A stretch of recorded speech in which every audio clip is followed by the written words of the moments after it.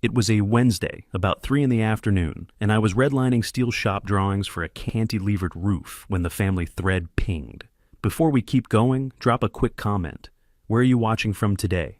Hey family, we finalized the guest list. Keeping it intimate, just 96 people. Only inviting family who have really made something of themselves. Established careers, accomplished lives. We want the wedding to reflect achievement. That was Kelsey, my cousin. The one who got early decision into Stanford and never let anyone forget it. She's been teacher's pet since we were still passing canned cranberries at Thanksgiving. Then came the parade. Clapping hands, hearts, fire emojis, gold stars. There's 37 people in that thread. I counted 37 likes or life's shiny little icons inside 2 minutes. My mom was first. So proud of your standards, Aunt Lila chimed in. That's how you build a strong future. Nolan, the golden boy. Quality over quantity. Like they'd all been holding their breath, waiting for someone to say the part out loud. Success means exclusion. And they approved it like it was gospel. 60 seconds later, Kelsey DM'd me. Hey Curtis, just a heads up. We're keeping it to family with established careers only. I'm sure you understand. Let's grab coffee after the honeymoon. She dropped 2 little hearts on the end, like a spoonful of sugar before the cut. I stared at it. Then I set the phone down, screen side to the desk, and kept marking up the cantilever splice. My ops manager knocked. Curtis, supplier says the reclaimed Douglas fir's a $385,000 bump, but it locks in the carbon credit piece. I didn't hesitate. Do it. Certification matters. He nodded and stepped out. I picked the phone back up. The thread had moved on. Vineyard venue in Sonoma. Something about her fiancé's job at a finance outfit no one's heard of. Senior strategy associate. Whatever the hell that means. Then a whole string about monogram place cards. I typed, "Congrats, Kelsey. Wishing you both the best." Then I muted the thread and flipped open the load calc spreadsheet. I should have felt something. Anger maybe, or shame. But I didn't. I'm 58. Been the underachiever since I walked out of law school after 1 semester. They wrote me off decades ago. The guy who bailed on the family profession to chase tools and dust. That was the story. I was 24 when I walked out of a contracts lecture and never went back. I remember the room smelling like burnt coffee and dry erase markers, the professor pacing like he enjoyed hearing himself talk. Law didn't sit right in my chest. I could see my future clear as day if I stayed. Leather chairs, gray suits, and a slow, quiet panic I'd never admit to. My dad, Leonard, was already a partner by then. My uncle Victor, too. Nolan had a summer associate slot lined up before he could legally drink. Law wasn't just a career in my family, it was the spine. I took a job as a laborer on a commercial remodel the week I quit. Day 1, my hands blistered so bad I had to peel my gloves off in the parking lot. Day 10, I felt more honest than I had in years. I watched how crews moved, how a good foreman could keep 3 trades from tripping over each other without raising his voice. I asked questions. Too many at first. They called me Professor and laughed. I shut up and listened. The family staged a phone ambush about a month in. My dad went first. "You're throwing your life away," he said. "You'll never have security." Aunt Lila jumped in like she'd been waiting. "He's always been impractical." Thanksgiving rolled around, and she said it again over turkey, louder this time. Kelsey was still in high school then, sitting straight-backed like she was already practicing adulthood. She shook her head at me and said, "I'd never quit just because something's hard." I let it land. I didn't argue. I wasn't quitting. I was changing lanes. I moved from swinging a hammer to running small crews. Then I jumped to a design build shop where the architect sat at the same folding table as the superintendent. No glass walls, no titles on the door. We solved problems on paper and on site at the same time, cut the finger pointing before it started. It clicked. After a few years, I ran a division. 15 years back, I started Roth Build Works.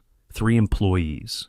2 used F-150s that rattled when they idled, and 1 rented skid steer that leaked oil if you looked at it wrong. We did tenant improvements first, then a small library addition, Then a mid-size rec center where we push mass timber and daylighting, hard enough to make a city councilman tear up at the ribbon cutting. I shook his hand, thanked the crew, and went back to work. At family events, I kept a low profile. Same boots every time. Same old pickup because it started every morning and didn't owe me anything. Last year, we did $27.4 million in revenue. I still lived in a one-story ranch I remodeled myself. I showed up to birthdays with a grocery store pie and left early if the talk turned to credentials. They filled in the blank however they wanted. Curtis never figured it out. It made things simple. I finished the load calc, saved the file, and shut down my monitor. Then I stood up, grabbed my jacket, and walked out to the shop floor to check on a crew setting plates, keeping my phone silent in my pocket as the saws started up. I was swapping out a dull circular saw blade in the shop out back when my phone rang. Number I didn't recognize, Oregon area code. "This is Curtis." A woman's voice came through fast but clear. "Hi, I'm Andrea from West Coast Build and Design. We're doing our annual Regional Builders to Watch. Your name keeps coming up, especially for your adaptive reuse project on Pine Street. Could we schedule an interview and photo shoot?" I wiped sawdust off my forearm and leaned on the workbench. "Sure, Tuesday morning works." She let out a little breath. "Perfect. We're especially interested in your approach to low-embodied carbon materials and community spaces.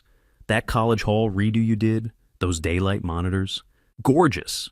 I told her thanks and penciled it in under Tuesday's load calc review. Back inside, I threw together a ham sandwich and checked the family thread, just out of habit. Kelsey had posted photos from a winery, her in a lace dress, her fiancé, Grant, holding a glass of something pale. Caption: "Final tasting. Can't believe it's only 19 days.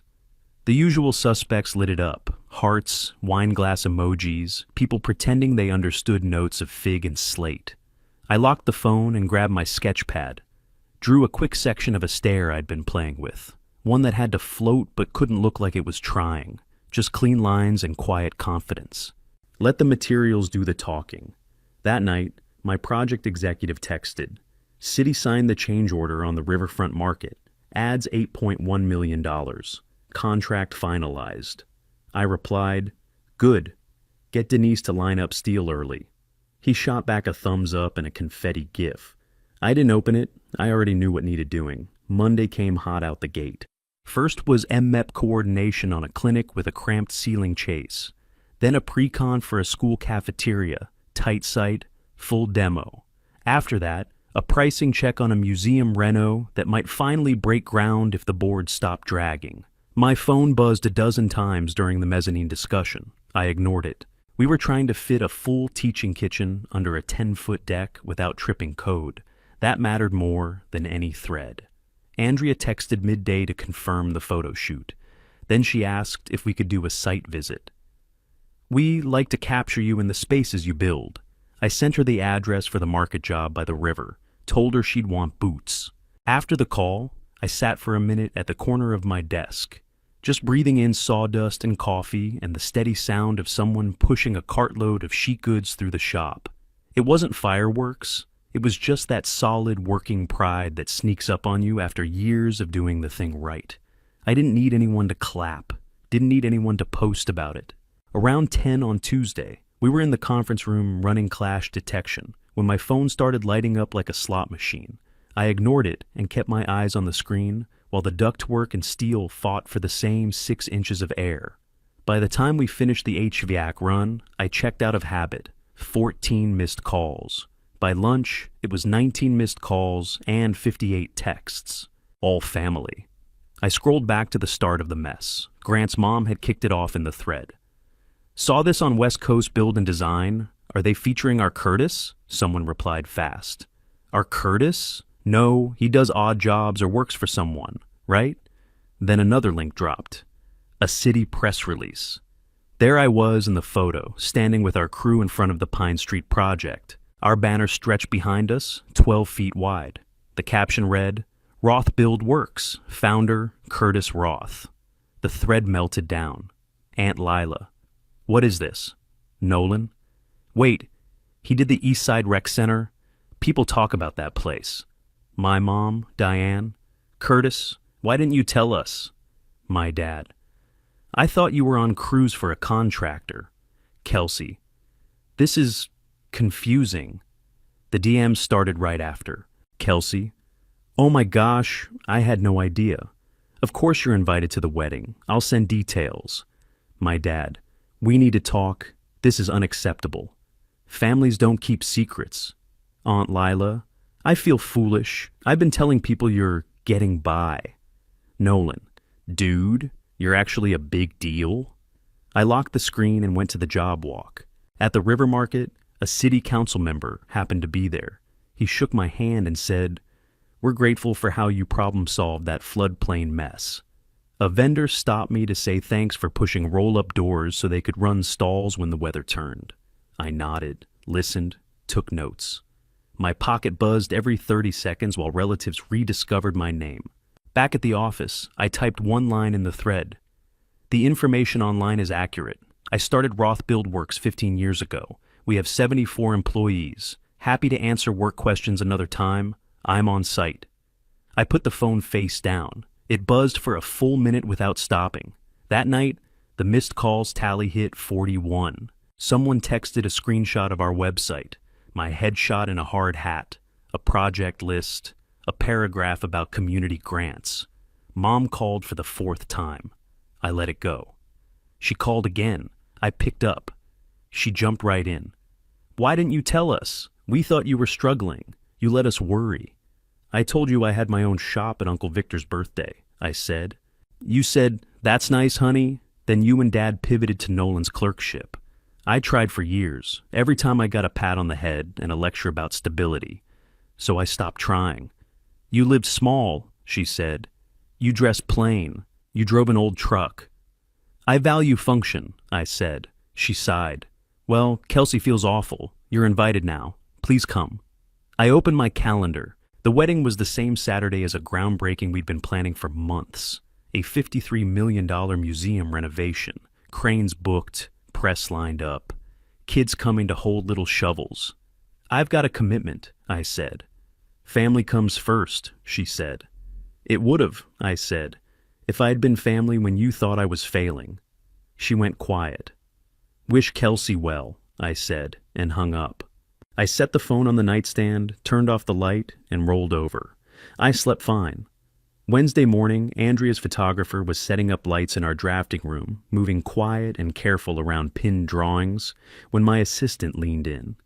Your dad is here. No appointment. I didn't look up. Send him in. He walked slow, like he wasn't sure the floor would hold him. His eyes tracked the 3D printed models on the shelf, then the photos on the wall, ribbon cuttings, hard hats, muddy boots.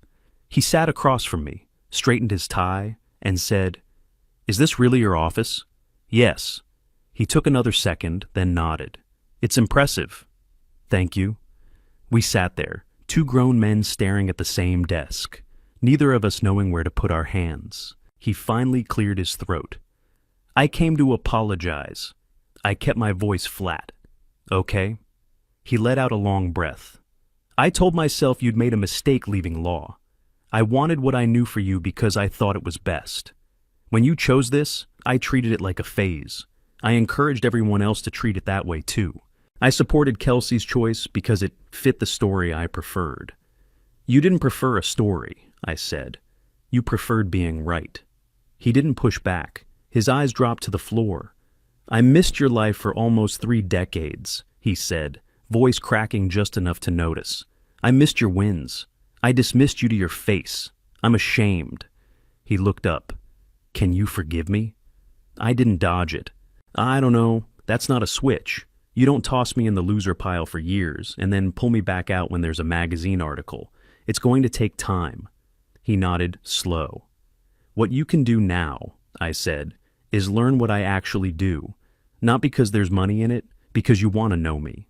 "I can do that," he said. "No speech, no qualifiers." He shifted in the chair. "Kelsey really wants you at the wedding." "We've got a groundbreaking," I said. "I won't cancel on 100 people who said yes to me months ago, because Kelsey said yes to me yesterday." He stood, hesitated at the door, then turned back. "For what it's worth, I'm proud of you. I should have said it the day you picked your own path." He left. I didn't chase him. I stood and walked to the window instead. One of our trucks rolled onto the street, sight fencing stacked clean in the bed, straps tight, no wasted motion. I watched it merge into traffic, then turned back to my desk, picked up the next set of drawings, and called the shop to move the crew to the next task. Saturday came early. We rolled onto the site at dawn, laid down temporary mats over the grass to protect the lawn, taped off walk paths, got the signage up. The museum director walked through the tent with her note cards, lips moving, barely looking up. Kids from the local art program showed up with oversized hard hats sliding over their ears. One of them asked me if I was the guy in the photo on the fence banner. I said yeah. He gave me a high five and ran back to his group. We had 10 shovels lined up, all with orange ribbons. The city made us do a set of gold ceremonial ones, too. Thin blades that had probably bend on contact. Didn't matter. It was about the photo. The mayor started things off with a speech about civic pride and investing in the arts. A council member followed with a short piece on access and legacy. Then she handed it to the museum director, who stepped up, shook out her nerves, and talked about preservation, memory, and opening old doors for new people. Then she called my name. I walked up. The mic caught the scuff of my boot. I didn't write anything down, just said what I knew. We're going to take something old and loved and make it useful for another 100 years. We'll keep it honest. We'll bring in light where it's dark and make it open where it's tight. We'll hire local. We'll mind our waste. And when we're done, kids who haven't stepped through these doors yet will know this place belongs to them. Applause. A few cheers. I nodded once and stepped back. We lined up, hands on the shovels. I counted down. Dirt hit the air in clean arcs. Flashbulbs went off. One of the kids grinned like it was the best thing he'd ever done. Might have been. A photographer asked me to hold while the board chair slid in next to me. My phone buzzed in my pocket. I ignored it. Photos with the carpenters came next, then the design team, then the volunteers. A woman from the local station caught me in the middle of a handshake and asked for 30 seconds on camera. I gave her 30. About the time Kelsey should have been cutting her cake, a board member pulled out her iPad and opened the museum's live stream for a donor who couldn't attend. She glanced at the screen and said, "Comments are blowing up." I didn't look. I shook hands with the masonry crew lead, guy named Brian, who told me his kid wanted to be an engineer now. I said, "Tell him we'll give him a tour when we frame." After the event, we walked 2 blocks to a family-style Italian place. Long tables, mismatched chairs, sauce already staining the paper menus. Everyone over-ordered, trays of baked ziti, garlic knots stacked high. We raised glasses. My senior PM, Alden, stood up. To Curtis, who kept his foot on the gas when the whole world told him to take a different road.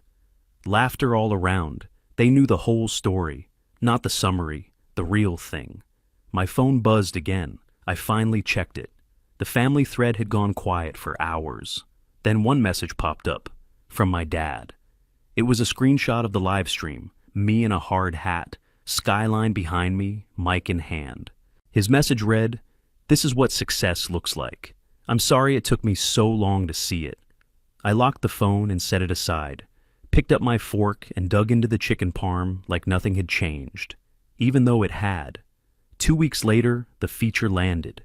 Builders to watch, Curtis Roth on adaptive reuse and doing the work that lasts.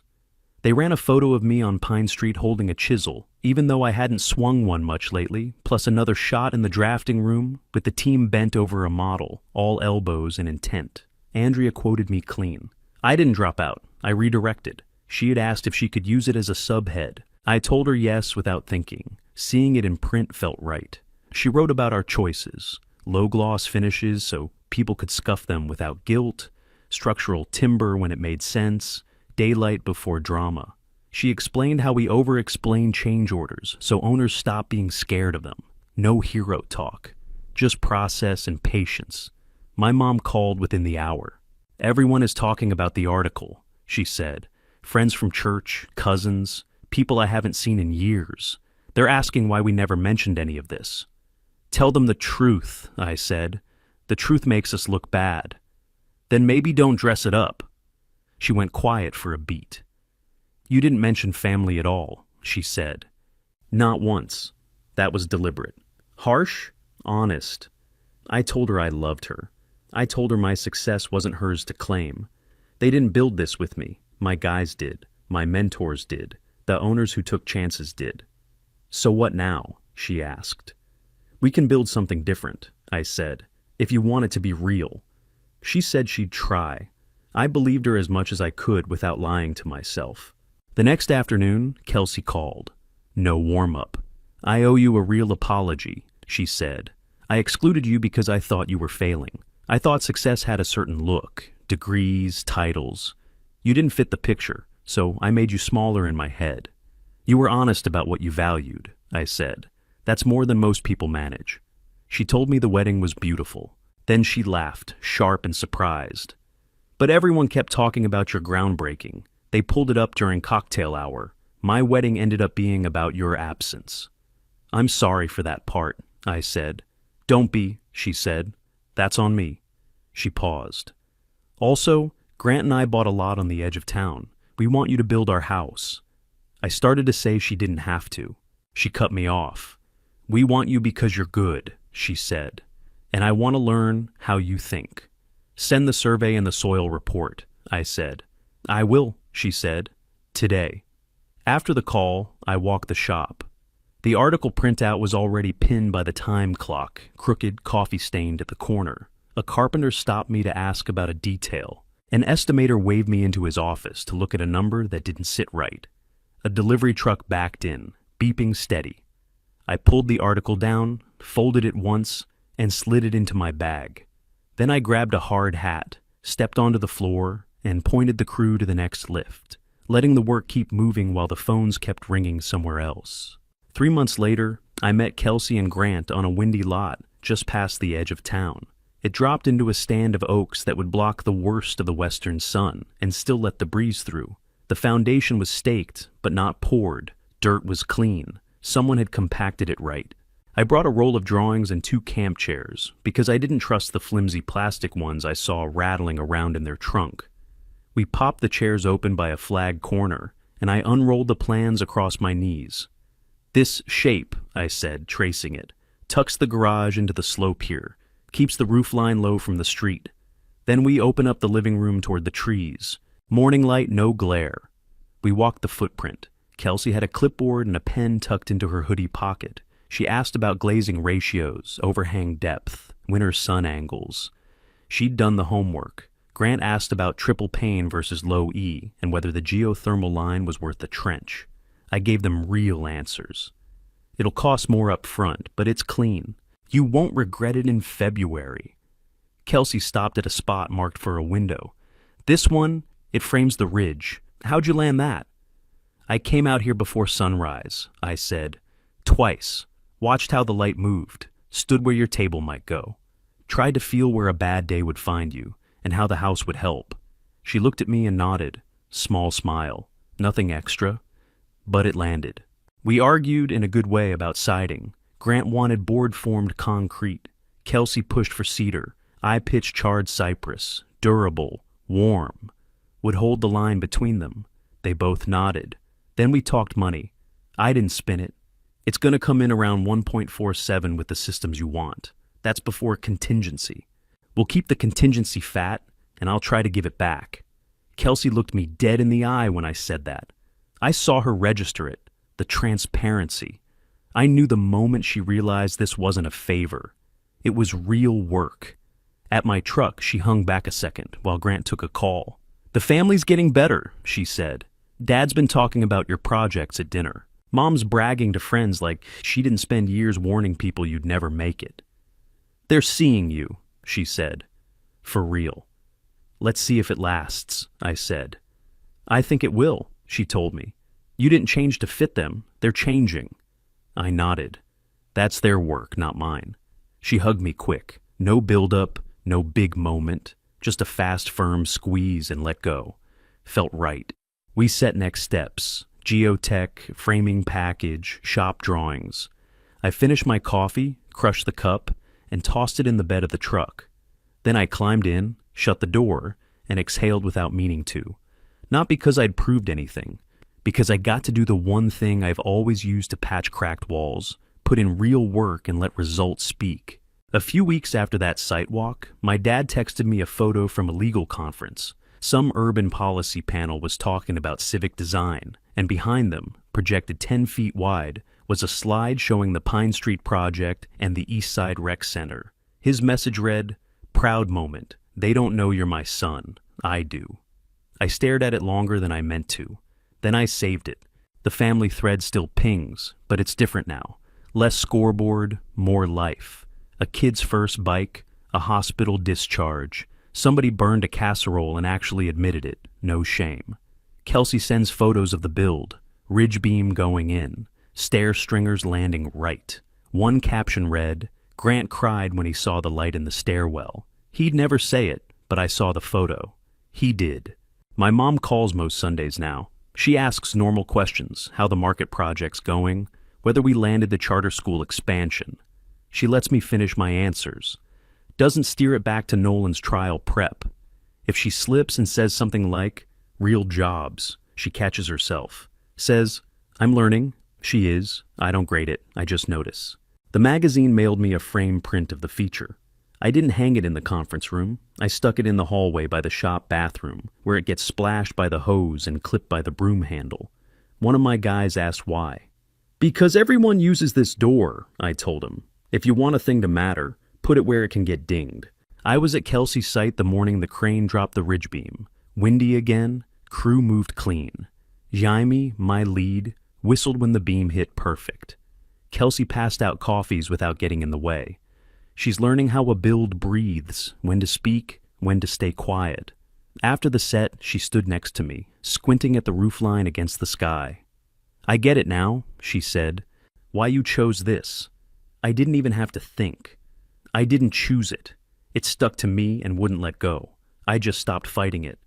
Later that day, heading back to the shop, I hit a red light outside the museum. The fence was down. The new glass caught the winter sun, like it had always been there. People were already using the new steps.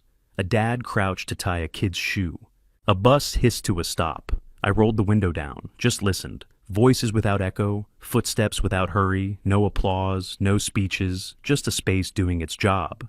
If there's justice in any of this, it's right there. I didn't need a chair at their wedding to be a man who built something that lasts.